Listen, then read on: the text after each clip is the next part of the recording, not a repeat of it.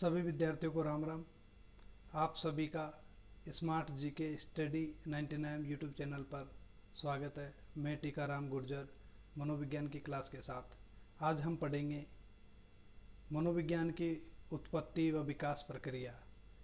Doctor Ryburn के अनुसार मनोविज्ञान की उत्पत्ति अरस्तु के समय एक दर्शन शास्त्र की शाखा के रूप में हुई थी।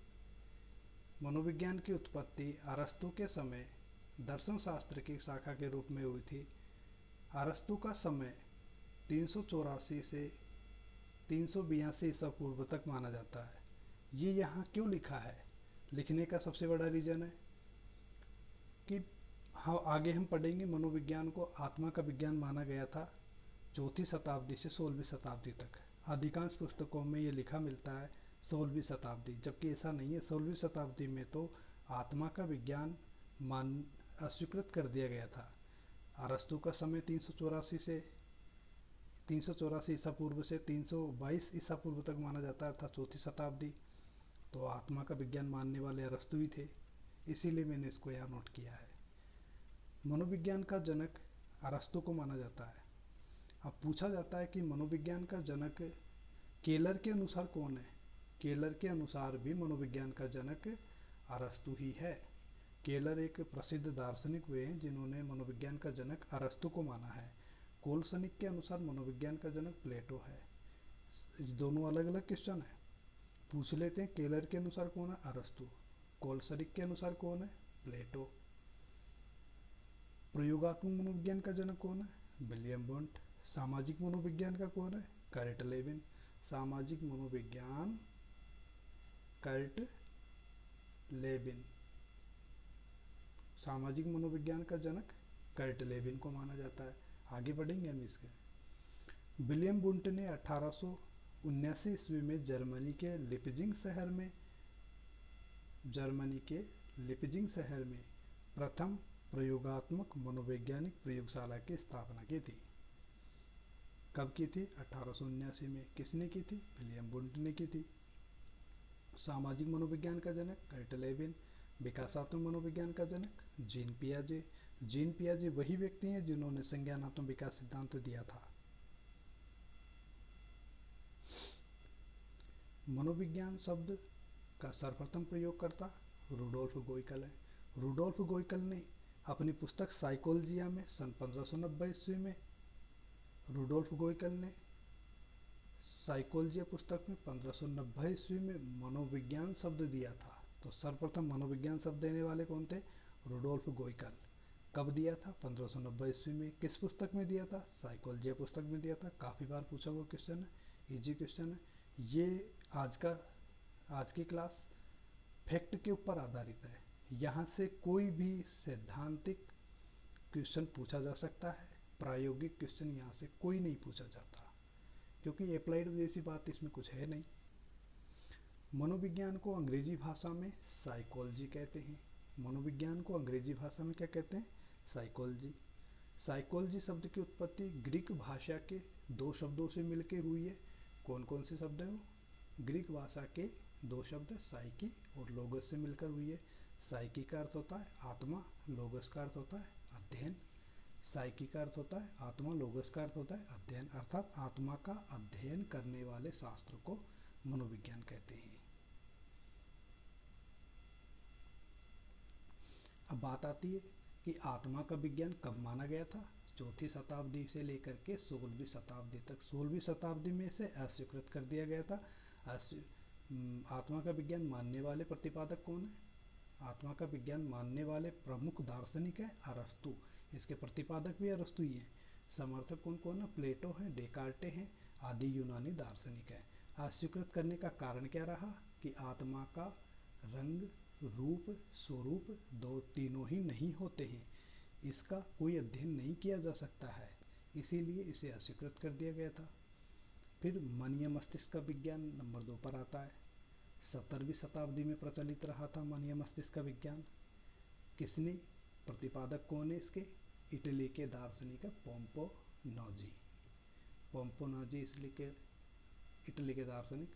इसके समर्थक रहे हैं Hobbes, Kant, John Locke, Spinoza. Number 3 पर आता है चेतना का विज्ञान। कब? 19वीं शताब्दी में प्रचलित रहा। सबसे कम समय तक प्रचलित रहा था चेतना का विज्ञान। चेतना के विज्ञान मानने वाले प्रतिपादक कौन कौन है? विलियम जेम्स है, विलियम वुंट है और जेम्स सर्ली है। प्रमुख नाम विलियम जेम्स का ही आता है। प्रमुख नाम विलियम जेम्स का आता है। सबसे कम समय तक प्रचलित रहा। अस्वीकृत करने का कारण क्या रहा? क्योंकि चेतना का अध्ययन नहीं किया जा सकता। चेतन मन, अचेतन मन और अर्धचेतन मन, 3 प्रकार के मन होते हैं। तो मन कितने प्रकार के? 3 प्रकार के। चेतन मन वर्तमान से संबंधित होता है, जैसे आज हम अभी पढ़ रहे हैं तो ये हमारा कौन सा मन काम कर रहा है? चेतन मन। जब हम एग्जाम में जाते हैं तो वहाँ पर हमारा अचेतन मन काम करता है। अचेतन मन, क्योंकि जो हमारी दमित इच्छाएं हैं और हमारी जो ज्ञान है, जो परीक्षा देते समय काम आता है, वो अचेतन मन ही काम कर रहा होता है वहाँ पर। अर्धचेतन मन, जैसे किसी का नाम हम भूल जाएं और जुबान पर हमें याद भी है और जुबान पर भी नहीं आ रहा, अर्धचेतन मन। वह याद आ भी सकता है और नहीं भी आ सकता। जैसे हमने किसी व्यक्ति को देखा है, इसे मैंने कहाँ देखा था, इसे मैंने रेलवे स्टेशन पे देखा, प्लेटफॉर्म पर देखा, ये इसे मैंने बस स्टैंड पे देखा, इसे मैंने जयपुर देखा, दिल्ली देखा, कहाँ पर देखा है। तो हम सोचते रहते हैं 1 दिन तक, 2 दिन तक, और हो सकता है हमें 2 दिन बाद याद भी आ जाए और नहीं भी आए। ये अर्धचेतन। चेतन, अचेतन और अर्धचेतन, इन तीनों को समझाने के लिए सिगमंड फ्रायड नाम के एक मनोवैज्ञानिक ने बर्फ़ के टुकड़े पर प्रयोग किया था। किस पर प्रयोग किया था? बर्फ़ के टुकड़े पर प्रयोग किया था। ये देखिए यहाँ पर लिखा हुआ भी है, सिगमंड फ्रायड ने चेतन, अचेतन, अर्धचेतन मन को समझाने के लिए बर्फ़ के टुकड़े पर प्रयोग किया था। विलियम मैकडूगल ने चेतना को बुरा शब्द बताया है और इसकी आलोचना भी की है। यहाँ से क्वेश्चन भी पूछा जाता है कई बार कि किस मनोवैज्ञानिक ने चेतना को बुरा शब्द बताकर उसकी आलोचना की है? तो इसका आंसर है विलियम मैकडूगल। विलियम मैकडूगल ने चेतना को बुरा शब्द बताया है। आगे हम चर्चा करते हैं कि विलियम जेम्स की एक पुस्तक है, बहुत ही प्रसिद्ध पुस्तक है, जिसका नाम है the principle of psychology. The principle of psychology. The principle of psychology William James की पुस्तक है। विलियम मैकडूगल की पुस्तक है द आउटलाइन ऑफ साइकोलॉजी। व्यवहार का विज्ञान। बात करते हैं हम व्यवहार का विज्ञान। व्यवहार का विज्ञान 20वीं शताब्दी से वर्तमान तक प्रचलन में रहा है। आज कोई भी ये नहीं कहता है कि हम मन का अध्ययन कर रहे हैं, हम आत्मा का अध्ययन कर रहे हैं, हम मस्तिष्क का अध्ययन कर रहे हैं। नहीं, व्यक्ति के व्यवहार का अध्ययन किया जाता है। वाटसन ने कहा भी था, तो मुझे कोई भी बालक दे दो, मैं उसे कुछ भी बना सकता हूँ। चोर, डॉक्टर, इंजीनियर, अध्यापक, कुछ भी मैं भी बना सकता हूँ। व्यवहार का अध्ययन 20वीं शताब्दी में। प्रतिपादक कौन है? जॉन ब्रॉड्स बार्ट्सन है। प्रतिपादक हैं जॉन ब्रॉड्स बार्ट्सन और समर्थक है Woodworth, Skinner, Thorndike, hall, crow and crow और कॉल्सनिक, ये इसके समर्थक हैं। बार्ट्सन का कथन, तुम मुझे कोई भी बालक दे दो, मैं उसे कुछ भी बना सकता हूँ। ठीक है। 20वीं सदी का चमकता सितारा किस मनोवैज्ञानिक को माना जाता है? 20वीं सदी का चमकता सितारा बार्ट्सन को ही माना जाता है। मनोविज्ञान क्या है? धनात्मक विज्ञान है, सकारात्मक विज्ञान है, विधायक विज्ञान है और व्यवहारात्मक विज्ञान भी है। तो मनोविज्ञान धनात्मक, सकारात्मक, विधायक। विधायक से तात्पर्य जिसके कोई नियम होते हैं। बिना नियमों के मनोविज्ञान कभी कोई कार्य नहीं करता है। तो आज की क्लास में इतना ही। Thank you. मिलते हैं अगली क्लास में।